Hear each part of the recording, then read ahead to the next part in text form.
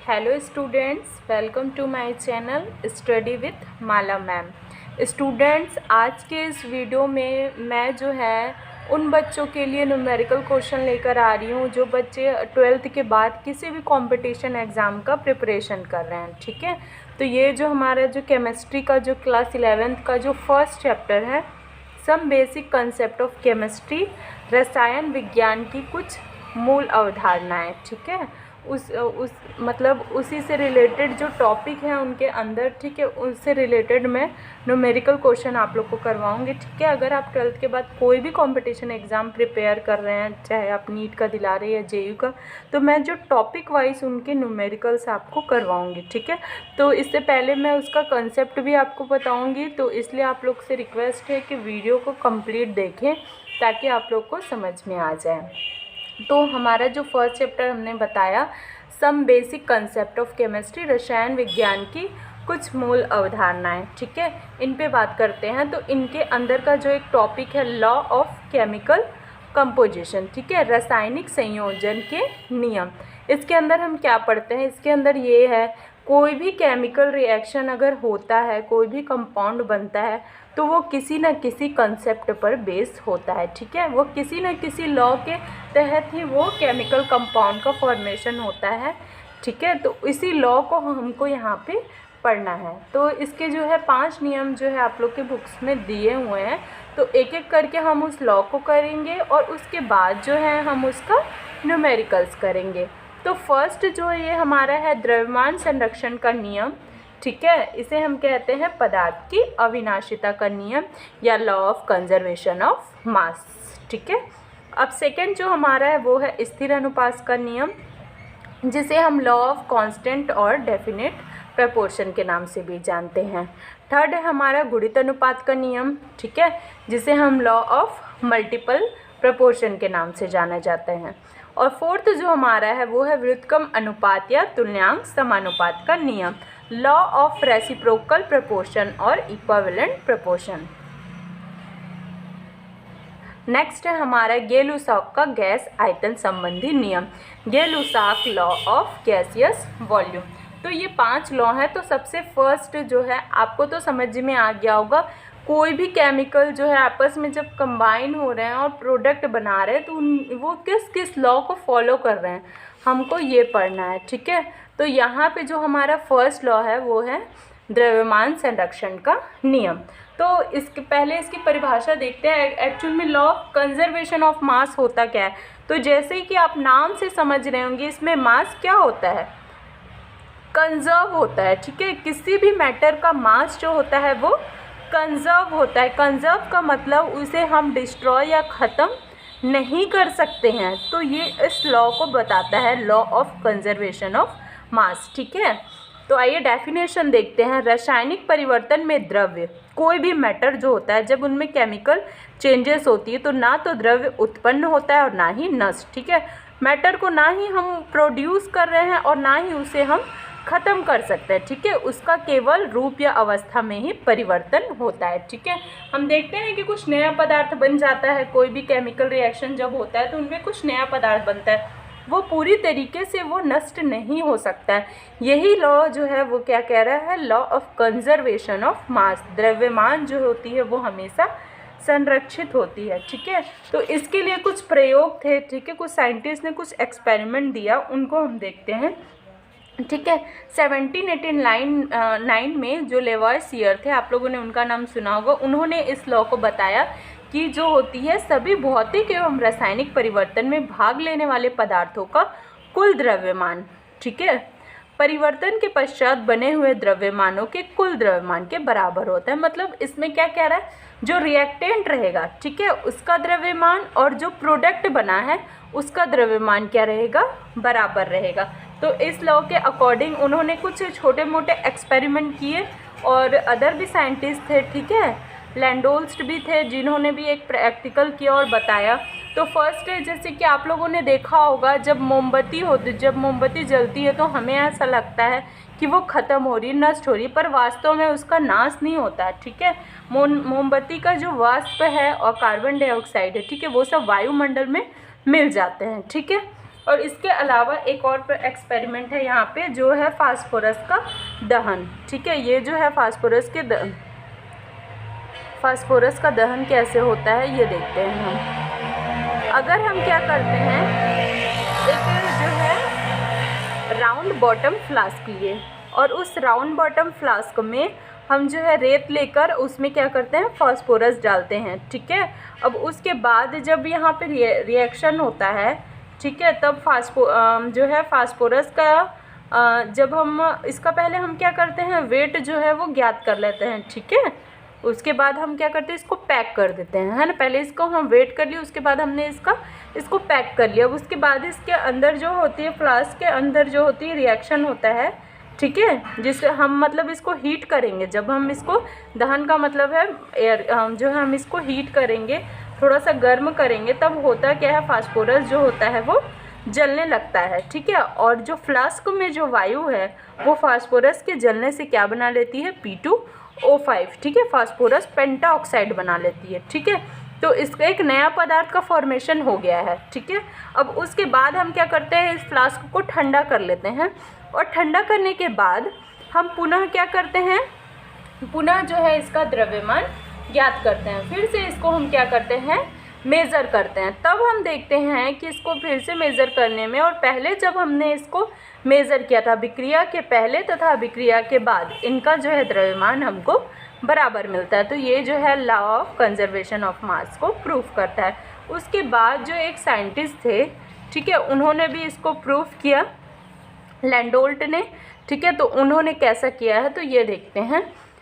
उन्होंने एच आकार की एक नली ली। ठीक है, इस तरीके से एच आकार की, ये पूरी तरीके से पैक है। ठीक है, वो एक साइड इन्होंने लिया सिल्वर नाइट्रेट, AgNO3 का विलयन लिया सिल्वर नाइट्रेट का। ठीक है, दूसरी नली में उन्होंने लिया सोडियम क्लोराइड, है ना, नमक जो हम बोलते हैं, उसका विलयन लिया। ठीक है, और इस ट्यूब को हम क्या बोलेंगे, लैंडोल्ट ट्यूब बोलेंगे, क्योंकि इसे साइंटिस्ट लैंडोल्ट ने एक्सपेरिमेंट में इसका यूज़ किया था। ठीक है, अब उन्होंने क्या किया, इस ट्यूब सिल्वर जो नाइट्रेट का सॉल्यूशन और सोडियम क्लोराइड का, अब इन्होंने इसका द्रव्यमान ज्ञात कर लिया। ठीक है, उसके बाद इन्होंने क्या किया, उपकरण को पलट दिया, उलट दिया। तो क्या करेंगे, यहाँ के थ्रू दोनों जो है विलयन एक दूसरे के संपर्क में आ जाएंगे।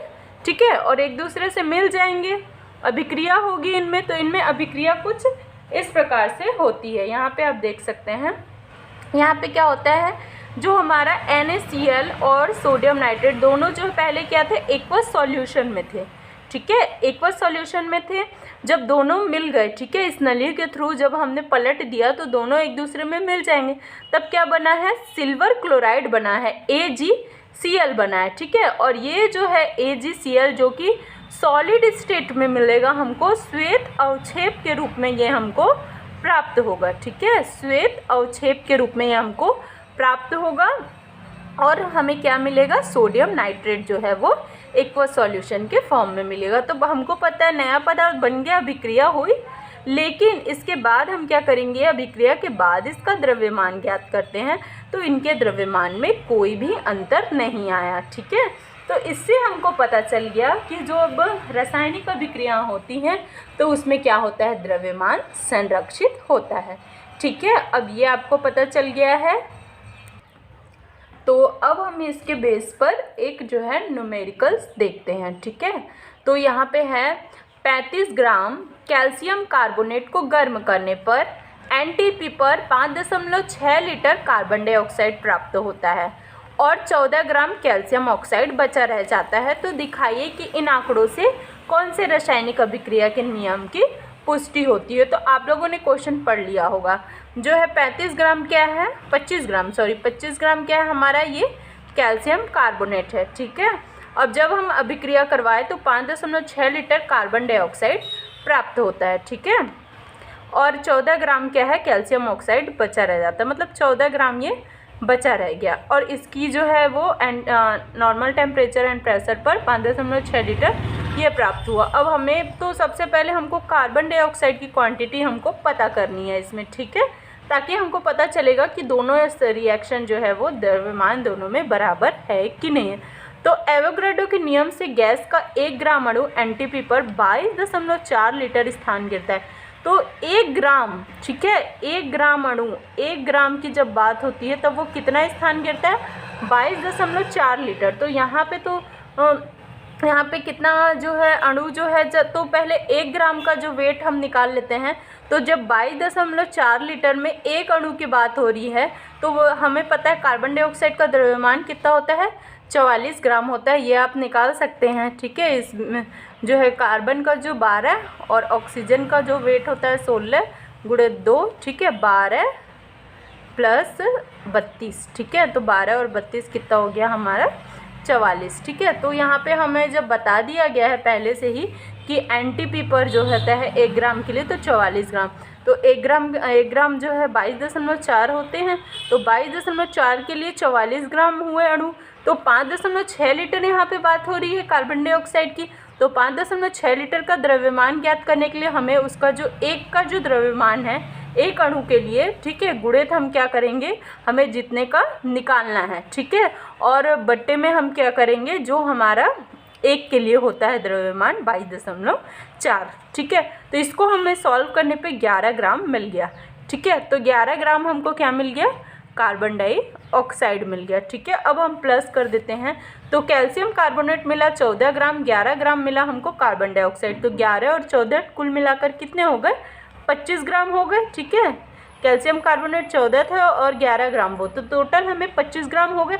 और जबकि हमने क्वेश्चन में ऑलरेडी पढ़ा हुआ है, ठीक है, हमने क्वेश्चन में ऑलरेडी पढ़ा हुआ है कि 25 ग्राम कैल्शियम कार्बोनेट था, तो दोनों बराबर आ गए, ठीक है। तो इस तरीके से हमें पता चल गया कि अभिक्रिया में जो है वो मास जो है वो संरक्षित होती है, द्रव्यमान जो होती है वो संरक्षित होती है। तो बच्चों अब हम जो है दूसरा न्यूमेरिकल क्वेश्चन देखते हैं। तो प्रश्न दूसरा ये है, 15.0 ग्राम, ठीक है, एसिटिक एसिड CH3COOH में 6.3 ग्राम सोडियम बाइकार्बोनेट डालने पर 18 ग्राम अवशेष व कार्बन डाइऑक्साइड प्राप्त होता है। तो हमें इसमें क्या करना है, कार्बन डाइऑक्साइड की मात्रा को ज्ञात करनी है, ठीक है। तो हमको पता है, हम जो लॉ पढ़े हैं उसके अकॉर्डिंग द्रव्य की अविनाशिता के नियम के अनुसार क्रिया कारक तथा क्रियाफल का द्रव्यमान बराबर होना चाहिए, ठीक है। तो ये हमको पता है। तो सबसे पहले है इसमें क्रिया कारक क्या है, रिएक्टेंट क्या है। तो 15 ग्राम CH3COOH, ठीक है, उसमें क्या डाल रहे हैं, जिसकी वॉल्यूम कितनी है 15.0 ग्राम। उसमें हम क्या ऐड कर रहे हैं, सोडियम बाइकार्बोनेट NaSCO3, जिसकी वॉल्यूम कितनी दी गई है 18 ग्राम, अच्छा 6.3 ग्राम, ठीक है। इसमें ऐड करने पे क्या बोल रहे हैं कि 18.0 ग्राम अवशेष व कार्बन डाइऑक्साइड। तो अवशेष जो हमको मिल रहा है वो कह रहा है कि कितना है, 18.0 ग्राम जो है वो अवशेष है और शेष जो है वो कार्बन डाइऑक्साइड मिल रही है। तो हमें जो है किसका पता लगाना है, इसका कार्बन डाइऑक्साइड की मात्रा का। तो हमें तीनों का पता है, इसका भी पता है, इसका भी पता है, इसका भी पता है, इसका भी पता है। तो बच्चे तो बहुत ही इजी हो गया, हमको पता है कि ये जो है रिएक्टेंट है, ठीक है, और ये हमारा प्रोडक्ट है। क्रिया कारक जो होना चाहिए वो बराबर होना चाहिए किसके, क्रियाफल के। तो ये तो बड़ा ही सिंपल सा यहाँ पे आपको दिमाग लगाना है।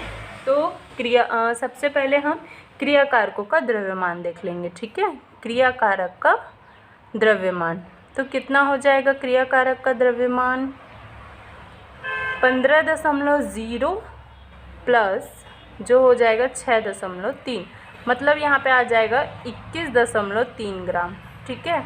उसके बाद हम डालते हैं माना CO2 का द्रव्यमान x है, ठीक है, CO2 का द्रव्यमान x ग्राम है। तब क्या हो जाएगा, क्रियाफल का द्रव्यमान,